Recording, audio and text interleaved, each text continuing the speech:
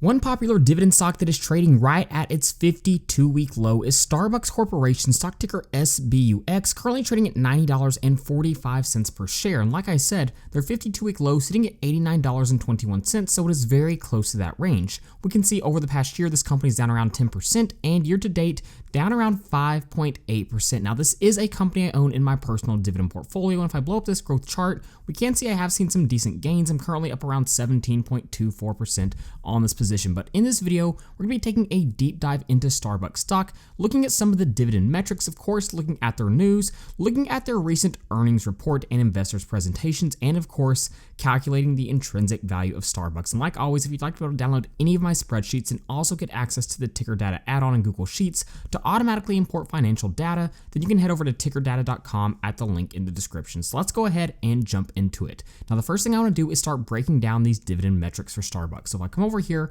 I'll plug in SBUX and hit enter. And immediately we can see all of this data will go ahead and load in thanks to Ticker Data. Now, the starting dividend yield for this company is currently sitting at about 2.52%, so that is a decent starting dividend yield. And if we look at the 5-year dividend CAGR, it's pretty solid, sitting at about 8.88%, and the 10-year sitting at about 7.56%. So a decent starting yield and a pretty solid 10 and 5-year dividend growth rates. And the good news is that dividend growth has been backed by free cash flow growth. We can see a 10-year free cash flow CAGR of 7.66% and a 5-year of 6.88%. So when we look at the free cash flow versus the amount paid out in dividends chart, overall it looks pretty solid. There was obviously the exception of 2020 where things did not look good for the company, and we can see during that year they paid out more in dividends than they did in free cash flow, but obviously 2020 is the exception. If we look at their yearly dividend payments, we can see a good history of increasing those dividend payments over time. Free cash flow payout ratio chart over time looks a little bit crazy because they generated very little free cash flow in 2020. So if we come up here and remove that data point, let's go ahead and remove 2020 and get a better look of what it looks like. And we can see overall, it looks like the company's free cash flow payout ratio has been in a range of around 50% to on the high end, around 88.55% in 22, which is a little bit higher than I like to see it. But in 2023, it came down to around 66%, which is a much healthier range. Now let's go ahead and jump into some recent news surrounding the company, and the first one is actually some decent news. Starbucks recently had some changes with their management. If we go ahead and scroll down, we can see Starbucks announced the promotion of Michael Conway to CEO, and we can also see Brady Brewer was promoted to Starbucks International CEO. And overall, the sentiment around these moves seems to be pretty positive. Now, in other news, Starbucks is getting hit pretty hard by boycotts in the Middle East. If we scroll down, we can see the Middle East is letting go of more than 2,000 employees as protest against the company tied to the war in Gaza weighs on the company's business. And this is one of the big reasons we've seen the stock price go lower. If we scroll down a little bit, we can see Starbucks warned of headwinds from conflict in the Middle East, but we do have to keep in mind Starbucks isn't the only company that's being harmed by this. We can see other companies like McDonald's have stated that the protests in the Middle East against the company have meaningfully impacted the hamburger's change Q3 results, and the same is true for Coca-Cola. They saw sales in Turkey decline by 22% in Q4. So regardless of what you think of these protests politically speaking, it's obvious they are making an impact on these companies. Now, in other news, analysts are projecting that China's economic growth is set to be quite a bit slower in 2024. Now, this is important news for Starbucks because China is their second largest market. And so because of this, the slowing Chinese economy is seemingly putting a damper on future expectations for Starbucks in terms of growth. It's also worth noting that China was very strict with their COVID policies during 2020, and the profitability of Starbucks was affected by that. If we jump over to my new spreadsheet I just released on Ticker Data, again, you can download that at the link in my description. If we come up here and plug in SBUX and hit enter, we can see all this data will automatically load in. Now, the first thing I want to point out is if we come over to earnings per share, like I said, COVID obviously played a big role in the earnings per lost share in 2020, but overall they've seen pretty solid earnings per share growth over the past decade. The gross profit ratio for 2023 was sitting at about 27.37%, which is slightly above the 5-year average, definitely something we want to see, but also just a little bit below the 10-year average gross profit ratio. Now, if we jump into their most recent investors presentation, there are a few things we need to point out.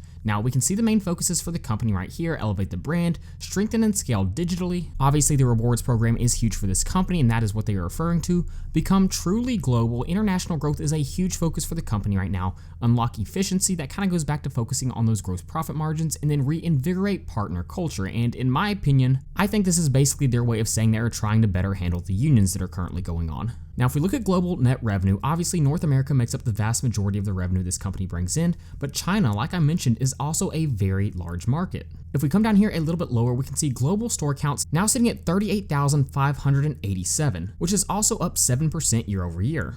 So with all that being said, is Starbucks trading at a good value at $90.43, right at its 52-week low? And to answer that question, let's go ahead and jump into my stock valuation spreadsheet. Again, you can download this on Ticker Data, but we'll come up here and plug in SBUX and hit enter.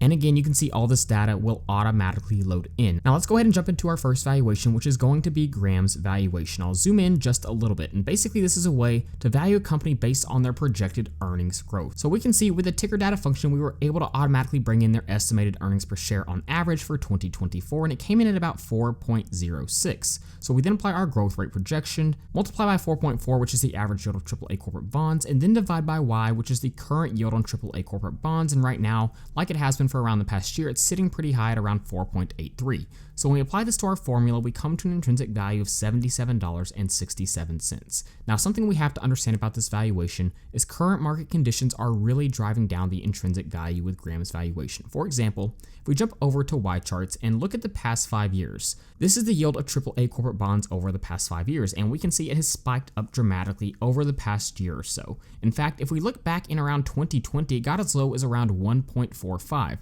So if we jump back over to our valuation, just out of curiosity, let's say we apply 1.5 to the current yield on AAA corporate bonds and hit enter, you can see the intrinsic value for this company absolutely skyrockets. So obviously, current market conditions are playing a huge role in pushing down the intrinsic value for this company when it comes to Graham's valuation.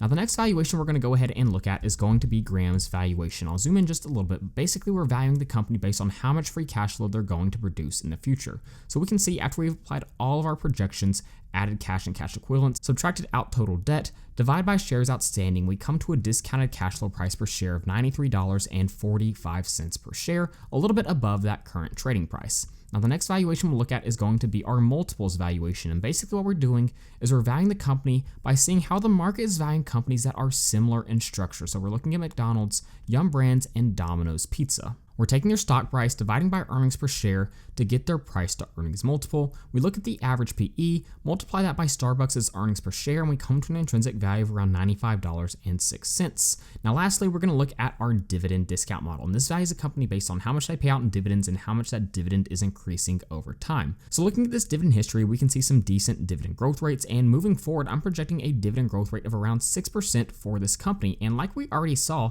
that's pretty close to the dividend growth rates we've seen over the past 10 and 5 years. It's just a little bit lower, but overall, I think it'll be pretty close projection. So with a discount rate of 8%, we come to a dividend discount model price per share of $120.84. So when we jump over to the output tab, we can see all 4 valuations that we use in this scenario. And when we average them together, we come to an intrinsic value of $96.76, a little bit above that current trading price. So with a 5% margin of safety, it looks like it is within our acceptable buy range, but a 10% margin of safety would give us an acceptable buy price of around $87.08 per share. Now, like I've had people mention on my channel before, Starbucks has an incredibly loyal consumer base. So yes, what's going on in the Middle East is definitely affecting this company, but we have to keep in mind here in the US, there are a lot of loyal customers to this brand. It appears they're going through some short-term headwinds, but I think long-term this could be a good dividend grower. But there you go, there is an analysis on Starbucks Corporation. Go ahead and let me know what you think of this company in the comments down below. And like always, if you'd like to get access to any of my spreadsheets and the Ticker Data add-on in Google Sheets that allows you to automatically import stock financials straight into your spreadsheet, then you can head over to tickerdata.com at the link in the description. So with all that being said, thank you guys so much for watching, and please don't forget to like and subscribe to the channel.